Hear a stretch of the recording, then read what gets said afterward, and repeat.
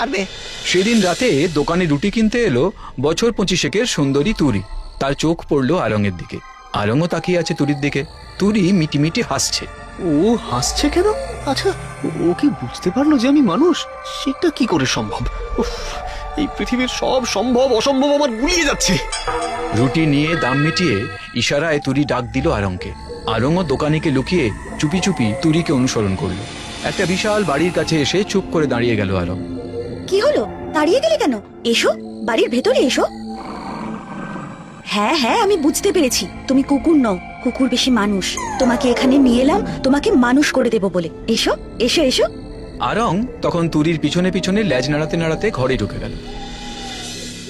এবারে তুরি একটা মন্ত্র পড়ে আরঙের গায়ে সেই মন্ত্রপুত জল ছিটিয়ে দিতেই আরং কুকুর থেকে আবার মানুষের রূপে ফিরে এলো। তুমি যেই হও, তুমি আমাকে নতুন জন্ম দিলে। আমি আজীবন তোমার কাছে কৃতজ্ঞ থাকবো। এবার তোমার ঘটনা বলো, কিভাবে তুমি কুকুর হয়েছিলে? আরং ভেরি সমস্ত ঘটনা তুরিকে আগাগোড়া বলল। শুনে তুরি বলল, ভেরিকে আমি জানি, আমরা দুজনেই জাদু করি।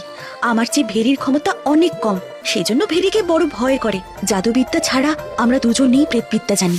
আমি সৎভাবে সাধারণ গৃহস্থ জীবন যাপন করছি, কিন্তু ভেরি প্রেতেদের সাথে মিশতে শুরু করে এবং মৃতদেহ ভক্ষণে অভ্যস্ত হয়ে পড়ে। যাই হোক, এই নাও, এই মন্ত্রপুত জল ওর গায়ে ছিটিয়ে দেবে, তাহলেও একটা ঘোড়া হয়ে যাবে।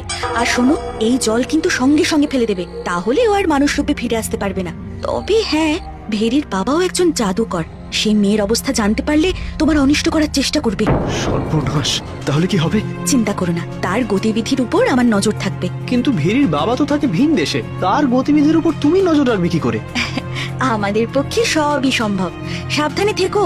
আরং সেই মন্ত্রপুত জল নিয়ে বাড়ির দিকে যাত্রা শুরু করল। বাড়ি পৌঁছতেই